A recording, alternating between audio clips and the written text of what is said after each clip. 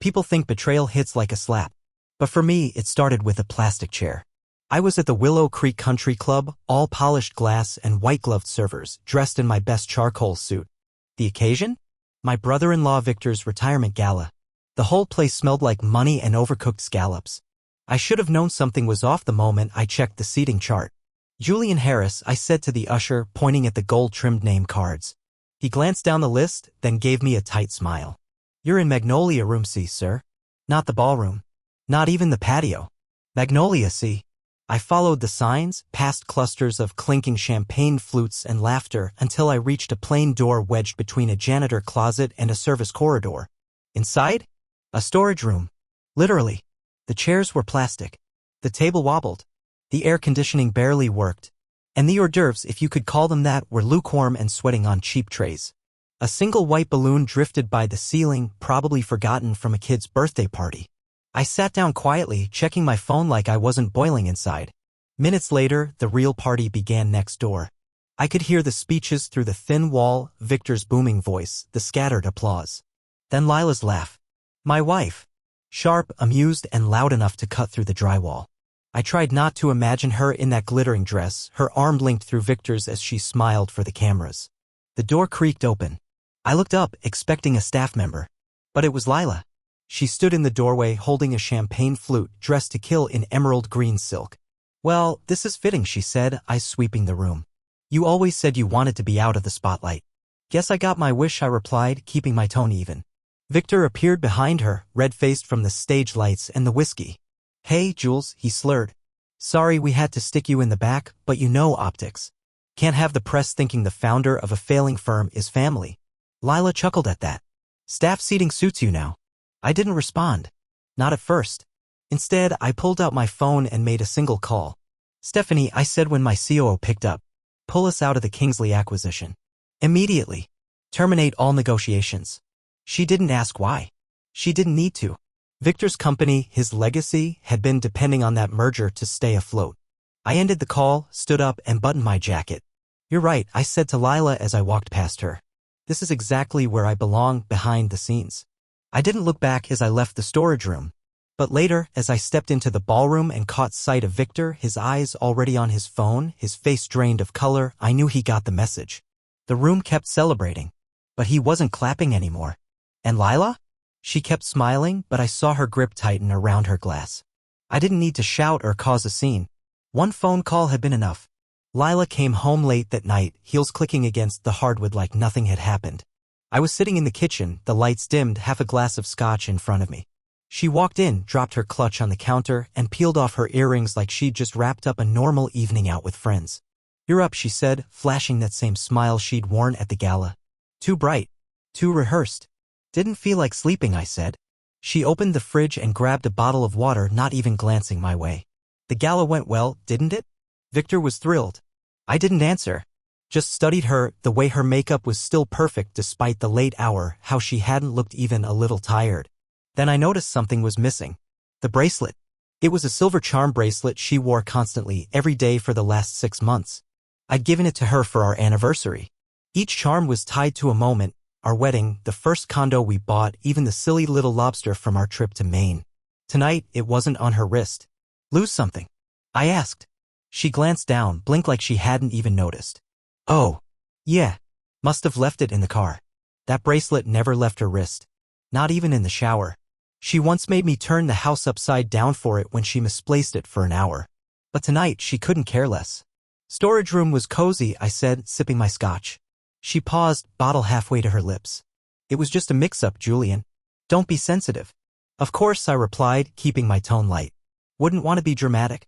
She leaned against the counter, her dress catching the underlighting, shimmering like everything about her still belonged in a magazine spread. You seemed comfortable tonight, I added after a beat. I was, she said with a shrug. It's family. These things aren't about us anyway.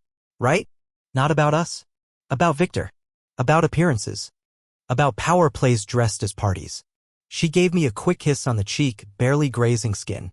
Night, she said softly. Then she disappeared down the hallway, her silhouette fading like a ghost.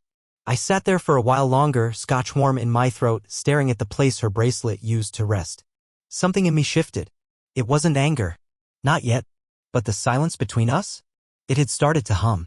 The next morning, I waited until Lila left for her studio appointment. She'd taken up painting a few years back, some kind of late-blooming hobby after the tech bubble cooled. Twice a week, she'd head to the same studio on Grand, always at noon, always back by 4. That morning, I followed her. I stayed 2 cars back as she pulled out of our driveway, her convertible glinting in the sunlight like it had something to prove. She wasn't rushing. No nerves. No hesitation. Like she'd done it 100 times. She didn't head downtown. Instead, she got on I-95 and took the exit for North Point. I kept my distance, heart ticking in my ears. She pulled into a boutique hotel, the Delaney. Upscale, discreet, the kind of place that offered valet parking and never asked for a last name. I parked across the street, killed the engine, and waited. 10 minutes later, a black Mercedes pulled in. The driver stepped out, sunglasses on, crisp gray suit. He didn't rush either. He knew where he was going. Roman Hale. I recognized him immediately. 5 years ago, Roman was drowning. His upscale home furnishings brand had been bleeding money during the recession. I brought him into a deal that kept his business alive. Gave him a second shot. Now he was meeting my wife at a boutique hotel on a Wednesday afternoon. They didn't kiss. Not in public. But they didn't have to. The way Lila smiled when she saw him, touched his arm like it belonged to her, that told me everything. They went inside. I sat there, gripping the wheel, trying to feel something clear, anger, maybe. Or betrayal. But what I felt most was disbelief. Not because Lila was cheating. That I could almost accept. What hit hardest was the choice of man. Roman. Someone I had lifted from the edge. Someone who owed me. That night, Lila came home humming to herself, a shopping bag looped around her wrist. Studio was quiet today, she said. I got lunch with Claire after. You remember Claire? I nodded slowly. The redhead. Works in PR. Exactly, she said, leaning in to kiss my cheek. I turned my face slightly. She didn't seem to notice. She pulled out a new scarf from the bag, soft and cream-colored. Thought this would look nice with that blazer you never wear. She smiled like nothing had changed. I held the scarf in my hands, feeling the silk slide between my fingers like a lie. It's nice, I said. Inside, my mind was somewhere else. The studio had been closed for months. I called earlier that day, got the voicemail, we're under renovation until further notice. Claire didn't exist. Not in her call logs. Not in any of her stories. The lies weren't just piling up, they were layered, polished, practiced. I looked at Lila standing in the kitchen, humming as she poured wine. She hadn't even broken a sweat. And in that moment I knew this wasn't new. This was routine. This was her life now. She just didn't know I'd finally started watching. After that day at the Delaney, I didn't need confirmation. But I needed to understand the rhythm of their betrayal. So I followed her again. 3 days later, she left around the same time, said she was meeting a few girls from the design committee for brunch. Dressed up, hair perfect, perfume trailing her as she kissed my cheek like a devoted wife. I watched her turn onto the freeway and head back toward the same hotel. This time, Roman was already waiting. He opened her door like a gentleman. She laughed, tilted her head, touched his chest in that familiar way. That touch used to be mine. I stayed in the car for almost an hour, watching the hotel lobby through a pair of dark sunglasses, trying to steady my breathing. It wasn't the shock anymore. It was something colder. Something that felt like strategy forming. That night at dinner, Lila talked about Diane from Chicago and how she's always 2 glasses too deep by noon. I nodded, chewing my steak. How's Claire doing? I asked. Oh, she's good, she said quickly. Busy. You know how she is. Claire. Diane. Whoever she needed that day. I looked down at my plate, then back up at her.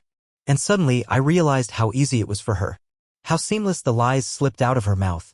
Think we should plan a trip soon? I asked casually. Just us. She blinked, then smiled. Of course. Maybe somewhere coastal. I've always wanted to see the vineyards in Sonoma. The woman I married would have said yes before I even finished asking. But now she needed time to craft the illusion. She reached over the table, touched my hand. We'll talk about it soon. I have a lot on my plate this month. That's when I saw it again, her wrist. Bare. The charm bracelet still gone. For the next week, the pattern repeated. She'd leave every Wednesday and Friday, always dressed up, always full of fresh excuses. She stopped asking about my day. She never brought up work anymore. Didn't need to. She assumed I had no traction left. That I was quietly fading, a man too embarrassed to make waves. But I wasn't shrinking. I was watching. And I was building something. Every fabricated brunch, every false laugh, every lie she didn't bother to hide, it told me one thing. Lila believed she was untouchable. And when someone believes they can't be touched, that's when they're most vulnerable. 2 weeks after I saw Roman wrap his arm around Lila like she belonged to him, I hired a private investigator. His name was Ray Bishop. Ex-military, stone-faced, and blunt. He didn't ask why I wanted surveillance on my wife. He just nodded and said, "Give me a week." I handed him everything: photos, plate numbers, hotel names, her usual lies. While Ray did his job, I did mine, played the role of the oblivious husband. I still made Lila coffee in the mornings. Still asked if she needed anything from the store. Still told her I'd be working late even when I wasn't. She never asked for details. Never noticed the shift. And when our anniversary rolled around, I took her to dinner at the same rooftop restaurant we visited after our honeymoon. She smiled through her wine, gave a toast to resilience, and said, "I'm proud of everything we've built." I almost laughed. That night, I waited until she fell asleep, then unlocked the iPad she left charging in the kitchen. She used the same 4-digit passcode for everything: her birthday. The same one I'd used to buy her that bracelet she no longer wore. Inside, I found the texts. Not just with Roman. With her friend Candace too: screenshots, photos, full conversations. Candace asking how she kept up the act. Lila responding with laughing emojis and lines like, "Julian still thinks I go to the studio. Per guy's too polite to ask questions." They talked about me like I was a ghost in my own house. Worse? One message from Roman: "So, when are you going to cut him loose?" Lila replied, "Soon. Just want to make sure we're good first financially." That was it. The confirmation I didn't even realize I was waiting for. She wasn't just cheating. She was calculating. 2 days later, Ray delivered everything in a manila folder. Photos. Timestamps. Video stills. Them kissing in a parked car. Her hand on his knee during dinner. The two of them walking into the Delaney on the night of our anniversary. I had taken her out for breakfast that morning. Roman took her out for dessert that night. I flipped through each page like I was reading someone else's life. But it was mine. The last image in the folder? A shot of Lila and Roman laughing, walking hand in hand into the hotel. The timestamp, 8:47 p.m.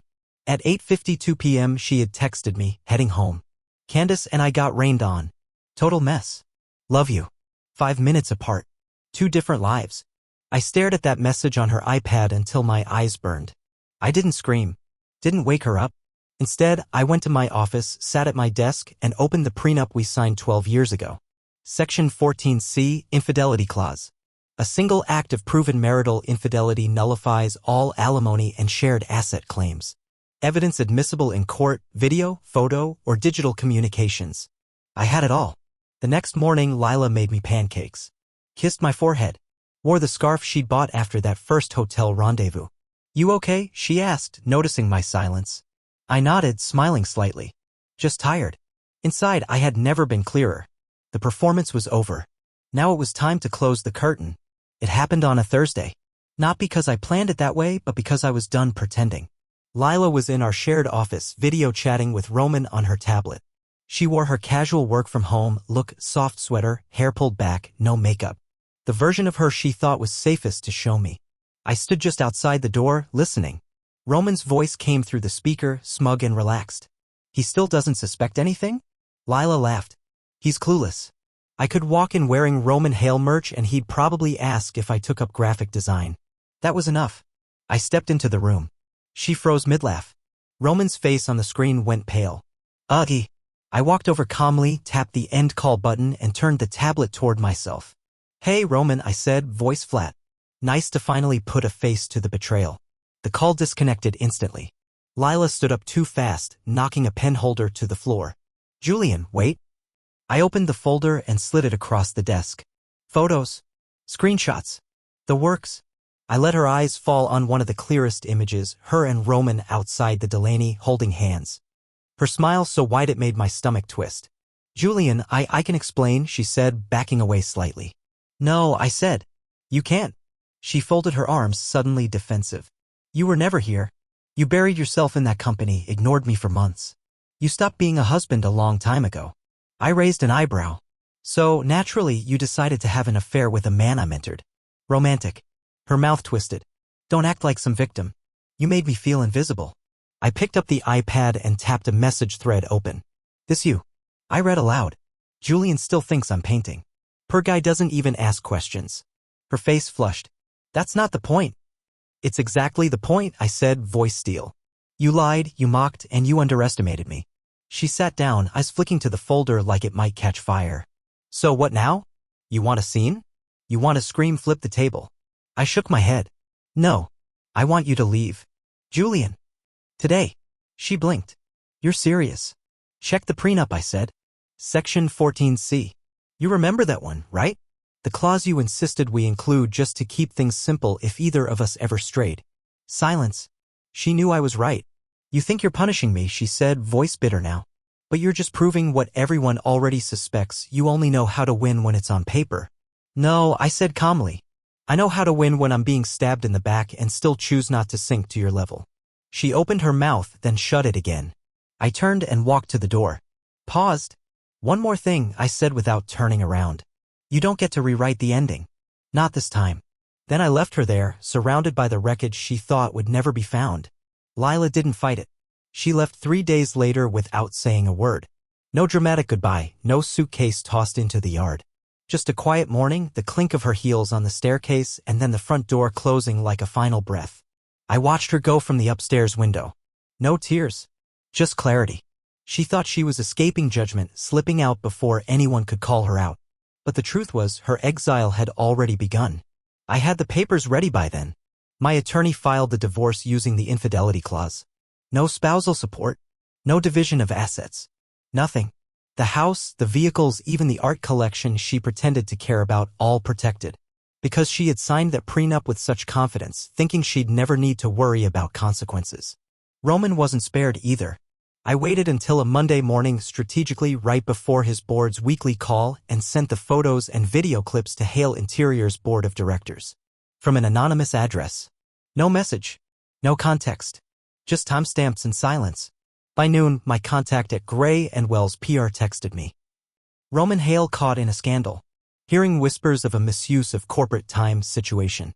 PR nightmare incoming. Good. He hadn't just crossed a line. He had built a career on charm and loyalty while quietly tearing into mine. By Wednesday, Hale Interiors issued a statement about personal misconduct affecting leadership continuity. Roman stepped down the next day. The markets responded with a 10% dip in their stock. And I didn't say a word. Lila called once. Blocked. She emailed a week later. Can we talk? No. I heard through a mutual acquaintance that she moved into a condo downtown, the kind with rented furniture and month-to-month leases. She wasn't with Roman anymore. He'd gone radio silent after the scandal broke. Coward. She tried to float the narrative that I had emotionally abandoned her, that we had grown apart.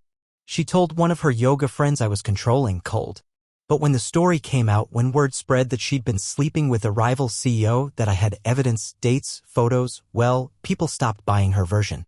Even Victor stopped answering her calls. That was the part that surprised me most. The man who'd once laughed at me over cocktails now avoided my name altogether. His company had been hit hard by the collapsed merger. Investors pulled back. His legacy was on shaky ground, and he had Lila to thank for it. A week after the dust settled, I sat at my desk, going through emails when I saw it. An invoice from the moving company. And beneath it, a scanned note, handwritten. You didn't have to do it this way. But I did. Because she thought silence meant weakness. She thought dignity was the same as submission. And now she knew better. I poured myself a whiskey and stood by the window. The same one I'd watched her leave from. Outside, the world kept spinning. And inside, everything was finally still. I didn't need applause. Just the quiet. And the knowledge that I had reclaimed something they thought I'd lost. My name. My power. My peace. It started with a text. Lila, would you be open to meeting for coffee? Just to talk. No drama.